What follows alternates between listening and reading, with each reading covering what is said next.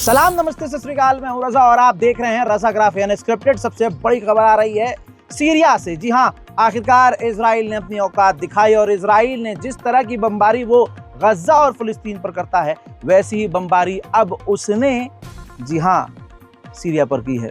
Syria के 30 से 35 इलाकों पर इजराइल ने ऐसी बमबारी की है कि बस आप ये समझ लीजिए कि इजराइल ने सीरिया के दमिश्क यानी जो राजधानी है और जो प्रेसिडेंटल पैलेस है जहां आपका पसंदीदा जोलानी रहता है, चूड़ी पहनकर घाघरा पहन के वो अंदर भी मौजूद है, लेकिन उसकी वहां मौजूदगी के बावजूद इजराइल ने खतरनाक बमबारी पूरे सीरिया पर की है। दोस्तों, तस्वीरें ऐसी आ रही हैं कि आपका दिल दहल जाएगा। कहा जा रहा है कि 4 से 5 लोगों के मारे जाने की खबर है और कई घायल हैं। हालांकि ये आंकड़े अभी कंफर्म नहीं हैं क्योंकि इतने बड़े हमलों में सिर्फ 3-4 लोगों की मौत हो ऐसा हो नहीं सकता।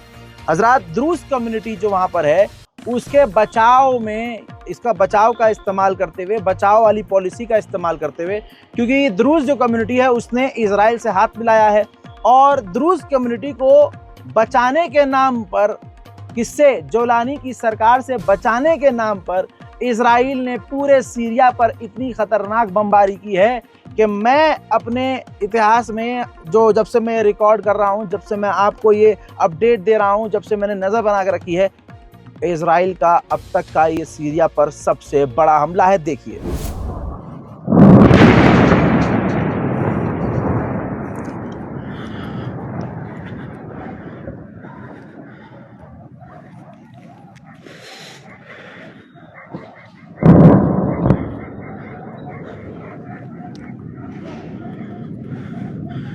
يا الله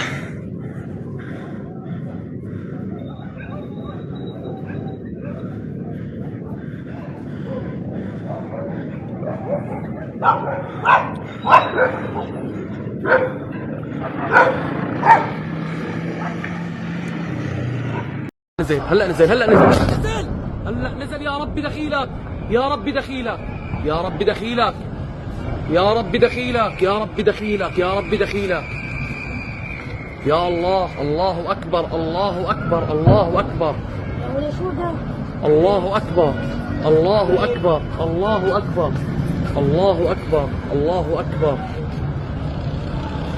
الله أكبر واحد الآخر نازل ليكو نزل نزل نزل نزل اشتغل التكبيرات اشتغل التكبيرات تكبيرات من الشوارع ومن المطار تكبيرات من الشوارع والمطار الله أكبر الله أكبر अल्लाह अकबर। जोलानी जिसने अमेरिका और इजराइल और तुर्की के इशारे पर बशर अल असद को हटाकर सीरिया पर कब्जा कर लिया, आज उसकी भी मौत सामने ही है, ज़्यादा दूर नहीं है। आपको पता है, प्रेसिडेंटल पैलेस यानी जिस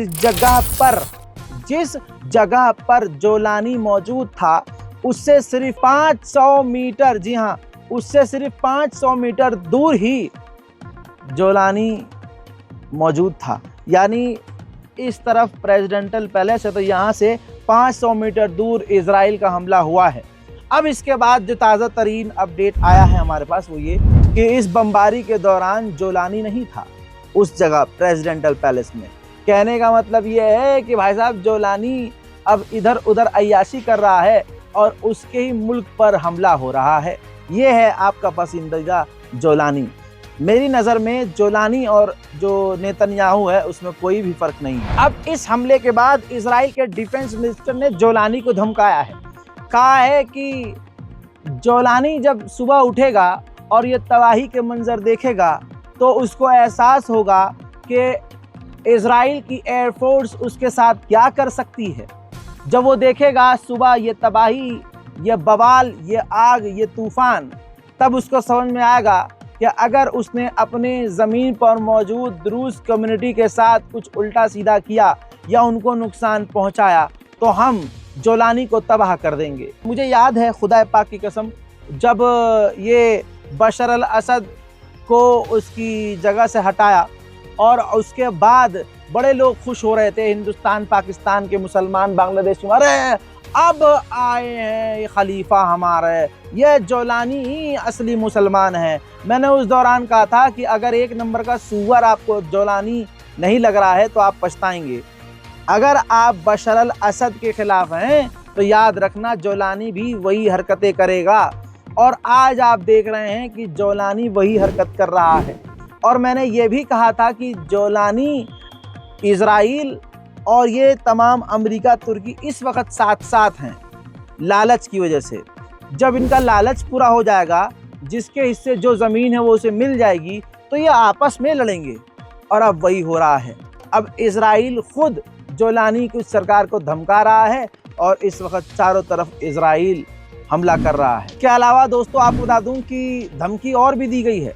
कहा गया है कि इजराइल के डिफेंस मिनिस्टर ने कहा है कि हमारी जो फौज है वो इस वक्त जो ज़मीनी फौज है वो द्रूज कम्युनिटी का जो गांव है, जो शहर है सीरिया में, उस इलाके को सिक्योर करने के लिए हमारी फौज घुसने को तैयार है। हजरात, इस हमले के बाद जोलानी ने इजराइल के हमले की निंदा की है, विरोध किया है और गिड़गिड़ाता हुआ दुनिया से मांग कर रहा है कि मेहरबानी करके इस हमले को रुकवाइए और हमारी मदद कीजिए। अगर जोलानी इतना पावरफुल है, इतना ही पावरफुल है कि वो अपने लोगों का कत्लेआम कर सकता है, लेकिन इजराइल की तरफ गलती से एक माउजर की, मतलब जो नकली बंदूक की गोली होती है, वो भी नहीं चला सकता। ये आपके पसंदीदा आदमी की औकात। हजरात, आप क्या उम्मीद करते हैं कि इजराइल के खिलाफ कभी अमेरिका जाएगा? दोस्तों, जो इजराइल ने सीरिया के ऊपर आतंकी हमला किया, इसमें अमेरिका ने इजराइल का साथ दिया और कहा जोलानी से कि जो इजराइल कह रहा है वो सुनो, द्रूज कम्युनिटी को निशाना बनाना बंद करो वरना इजराइल ऐसा ही करेगा। अब देखिए, सीरिया का मामला आपको काफ़ी करीब से समझना होगा। जो बात मैं बता रहा हूँ वो काफ़ी इम्पोर्टेंट है। देखिए, जिस वक्त इजराइल सीरिया पर बमबारी कर रहा था, अपडेट ये है कि दूसरी तरफ से तुर्की के F-16 फाइटर जेट भी सीरिया में घुसे थे। अब वो वहाँ करने क्या गए थे, क्योंकि हुआ तो कुछ नहीं। ना इजराइल के वो हमले को रोक पाया तुर्की, ना उसने कोई और रिटेलिएशन में अटैक किया। अब देखना ये है, सोचना ये है और हम इंतज़ार कर रहे हैं कि कोई ऐसी जानकारी मिल जाए जिससे पता चले कि वो तुर्की के F-16 जो है वहाँ पिकनिक पे गए थे या कुछ कांड करके भी आए हैं। मैंने जो कहा था वो सच हो गया। काली ज़बान नहीं है हम, जो नज़र रखी हुई है हमने, और हमें औकात पता होती है अगले इंसान की। जो उसकी नीति होती है ना, 5-6 साल से भाई ये काम कर रहा हूँ तो मुझे पता है आदमी की जो ज़बान होती है, जो उसकी इंटेंशन होती है, वो उसके कुछ बयान से पता चल जाती है। अब देख लीजिए, मैंने आपसे कहा था जो लोग खुश हो रहे थे सीरिया में अब शांति आएगी, मुझे गाली बक रहे थे लोग, क्या भाई तुम तो खटमलों का साथ ही दोगे, तुम तो ईरान के साथ हो तो ये करोगे, तुम्हें तो बुरा। अब सुन लो, कल तक अमेरिका, इजराइल, जोलानी, तुर्की ये सब साथ थे। अपडेट ये आ रहा है अब कि इजराइल तैयारी कर रहा है, जो जोलानी के ऑफिशियल्स हैं, जोलानी की सरकार के लोग हैं, उन पर और जोलानी की जो मतलब सीरिया की अब की गवर्नमेंट की जो फौज है, उनके अड्डों पर और फौजियों पर हमला करने की। यानी इजराइल अब सीरिया में जो जोलानी की सरकार है उन पर भी हमला करेगा। एक बड़ा अपडेट और आ रहा है, सीरिया के अंदर इजराइल के हेलीकॉप्टर उतरे हैं अचानक से, और उस हेलीकॉप्टर के अंदर द्रूज कम्युनिटी के लीडर और जो बशर अल असद के जो सपोर्टर्स हैं उनके कुछ लीडर्स को, यानी बशर अल असद के समर्थकों को जो और द्रूज कम्युनिटी है उनके लीडर्स को लेकर हेलीकॉप्टर इजराइल के, वो उन्हें अपने साथ इजराइल लेकर गए हैं। कुछ बड़ी खिचड़ी पक रही है, देखना अब ये है कि होता क्या है। हज़रात मोहतरम, लेबनान के जो राष्ट्रपति हैं उन्होंने धमकी दी है हमास को, जी हाँ, हिजबुल्लाह को नहीं, हमास को धमकी दी है कि हमारे लिए यानी लेबनान के लिए वो खतरा ना बने, ऐसा कोई काम ना करें कि उनकी वजह से लेबनान पर खतरा आ जाए। हजरात, उधर हार्वर्ड यूनिवर्सिटी, दुनिया की सबसे टॉप यूनिवर्सिटी में ये टॉप यूनिवर्सिटी शामिल होती है, शुमार होती है। डोनाल्ड ट्रंप इससे चिढ़ा हुआ है, बुरी तरह से चिढ़ा हुआ है, आपको मालूम है।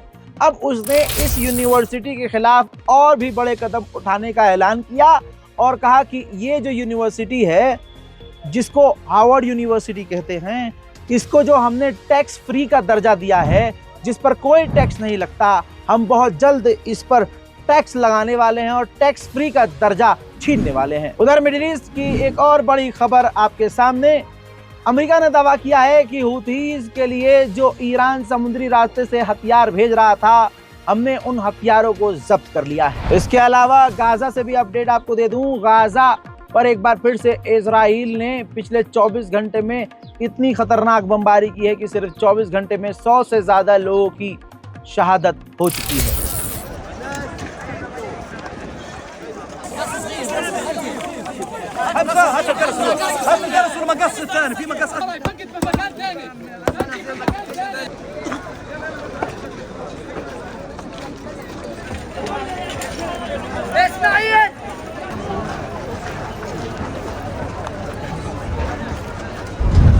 हजरात, अब एक नया प्रोपेगेंडा है। अमेरिका और इजराइल मिलकर एक ऐसा ह्यूमैनिटेरियन ग्रुप बनाने वाले हैं जो कि कहा जा रहा है कि गाजा के अंदर मदद भेजने का काम करेंगे और वो ये काम किसी प्राइवेट संस्था को देंगे।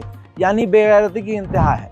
कौन इन पर भरोसा करेगा, जिसने 2 महीने से गाजा के अंदर मदद का एक अनाज का ट्रक भी जाने नहीं दिया। उससे आप ये उम्मीद करेंगे कि वो और अमेरिका मिलकर गाजा के अंदर मदद भेजेंगे? ये सिर्फ एक प्रोपेगेंडा है। गाजा का हाल इतना बुरा है कि अभी भी भूख से लोग तड़प रहे हैं। गाजा के अंदर लंबी लंबी कतारें खाने के लिए लगी हैं, जो लोग कहीं ना कहीं से जाकर खा रहे हैं। हालात बड़े बुरे हैं, देखिए।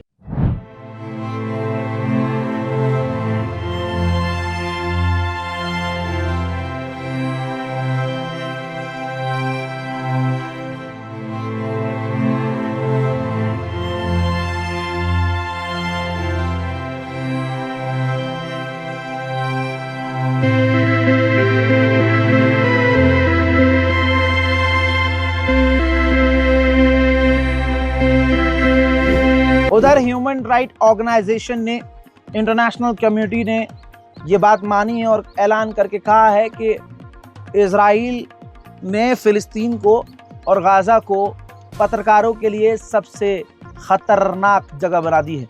यानी पूरी दुनिया में पत्रकारों के लिए सबसे खतरनाक जगह गाजा और फिलिस्तीन है। बेल्जियम ने भी दोस्तों इजराइल का साथ देते हुए फिलिस्तीनी एक समर्थक को गिरफ्तार कर लिया है। दोस्तों, मिडिल ईस्ट स्पेशल रिपोर्ट में फिलहाल इतना ही।